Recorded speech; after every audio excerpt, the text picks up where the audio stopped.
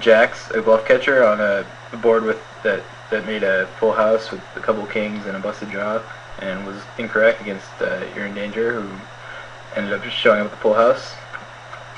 Got lots of good feedback and lots of good questions about part 1 of the video, so hopefully part 2 will generate some similar interest and feedback. So thanks a lot for that, guys, and keep it up. Without further ado, I'm going to roll the tape. And here I decided to limp in with Ace King Jack 3. Again, 9-handed game. Under the gun is Cadillac, who's a weaker player and is going to be limping with more hands, so somewhat tempting to raise, but I think Juggler Me is also just not limping very light, and I don't think my hand's worth a raise, but on the button I think it's worth playing. Here on the left I raise a speculative hand from the small blind and get called by soft steep. Decided to check this flop, and over here, yeah, let's pause this. We got a couple of interesting things going on here, mostly on the right, but on the left I decided to check the flop, and if he bets I am just going to give up the hand, but I also, another reason why I'm checking there is that because I think the check most likely looks like I have some kind of equity in my hand here. Like I think he expects me to bet bluffs pretty often on this board on the left, but check all my hands like top pair, over pairs, or like a king queen jack or ace king jack type hands. So I think he'll bluff behind more or less often than he normally would, and sometimes I'll be able to try to take the pot on the turn on this left table. On the right, so I limp in with his hand, and the flop comes all hearts, and I have the ace of hearts, so I have the nut blocker. And we're all pretty deep here. My 82k stack, which is about 130 big blinds, a little bit more, closer to 140 actually. But I am the shallowest player in this pot right here, and it's pretty hard to stack off without the nuts here, but keep in mind we do have Cadillac, who's more prone than most to getting money in light. But I think I have to try to make a play at this pot here because it is just so tough to be calling down with other hands. Now, one other factor to consider as we keep rolling this, and on the left, see the turn comes blank, and now I decide to bet.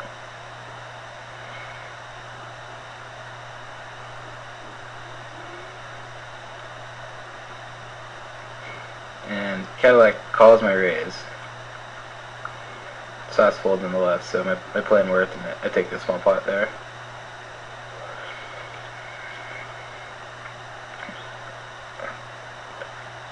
Now on the right here, Sigmund raises and jugs with me 3-bet small, or on the left rather.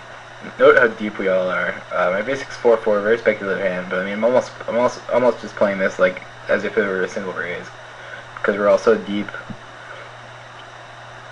and because Sigmund's range is so wide that I don't think he has many hands that you can 4-bet with. So because of that, and the fact that I have position, I actually decided to call with my hand here and try to flop some kind of nutty draws and play that for value. And on the right here, I still have a nut blocker. One other factor to keep in mind on the right, though, is that players might think that because I limped in, I'm less likely to have a nut flush. And that's probably true, although I'm not just limping in any junk with like a naked ace of hearts. Like I need to have some value in my hand, like the ace king jack. I have Broadway draws and stuff. Cadillac calls and juggling me folds, and the river comes with 10. And I'm going to pause it in a second as we have a couple interesting spots here. If you see on the left, I flop a set here. So I flop bottom set on a scary board. I do have a backdoor flush draw as well. On the right here, I have about a pot-sized bet left on the river. Cadillac has me covered. On a blank, I'm not really sure what I would do, but on the 10 river actually gives me a straight, so if by chance Cadillac was doing this with like top set, I actually have the best hand now. So I think his range going to the river was mostly like hands like that, like top set, or just big flushes like the second nut flush pretty much. I think top set and the second nut flush are definitely his most likely hands. And I think if he's calling the flop raise and the big turn bet with the second nut flush, there's a decent chance he's just not going to give it up on the river either. And knowing what I know about him and that he's more willing to stack off than most, that makes me even more likely to think that. So I think there's a clear check behind on the river here. Now on the left side, so jugs and me bets, we're all still really deep. I have position, and this board is scary, and I don't necessarily want to be getting in 300 big blinds here. So I think the clear play is to use my position and call and see what the turn brings. See on the right here, I check pretty fast, and he actually does show up with the king high flush, so I don't really think he would have folded that in the river.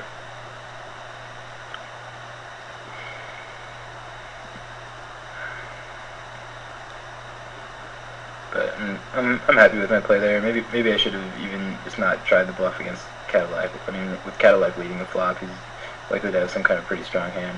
He does not really have a penchant for folding. And as you see here, Zygmunt goes ahead and repots this hand.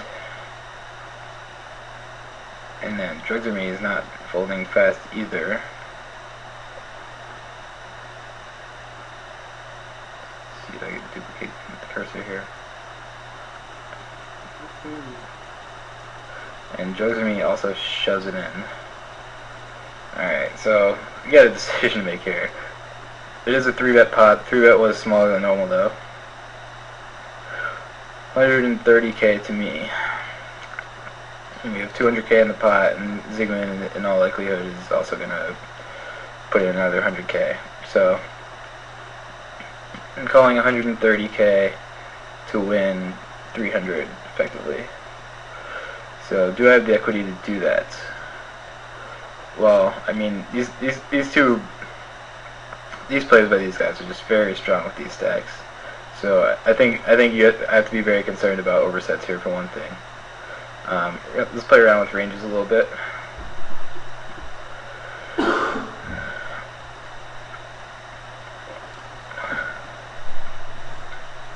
So, yeah, 4 of clubs, Jack of hearts, and Queen of clubs, and then my hands.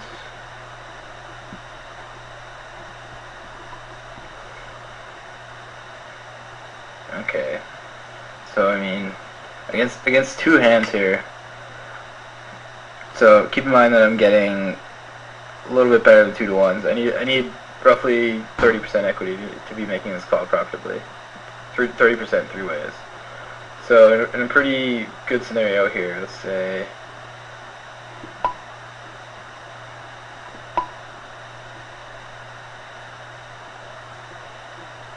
give one player a top 2 in a straight draw, and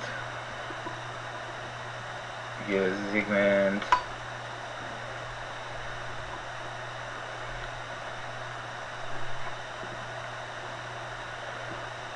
some random nut flush draw. Alright, in this case, even in this case, which looks like a pretty damn good scenario for considering all the strength everybody's shown, I still only have 34%, and let's see, just to do this calculation a little bit more precisely quick. So roughly I need 30 over 430. So yeah, it's right around 30%. So in this exact case here, then yes, I am getting the right price. Now we change this hand to an overset, which I think is rather likely. It's just giving very naked queens.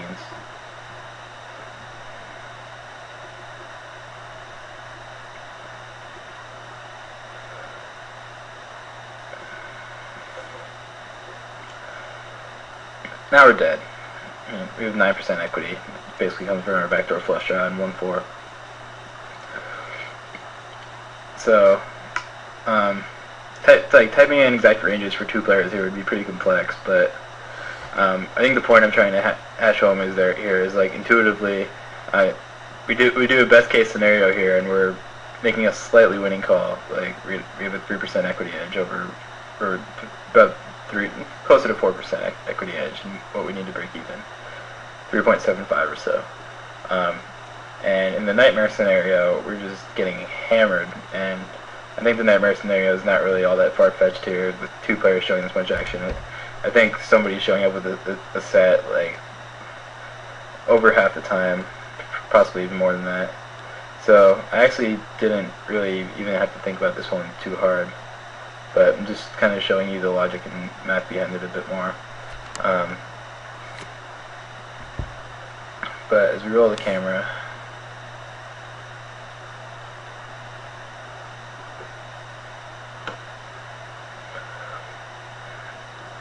see, I did tank it a little bit, but I didn't even actually get into my time bank stage. Just click the fall button there.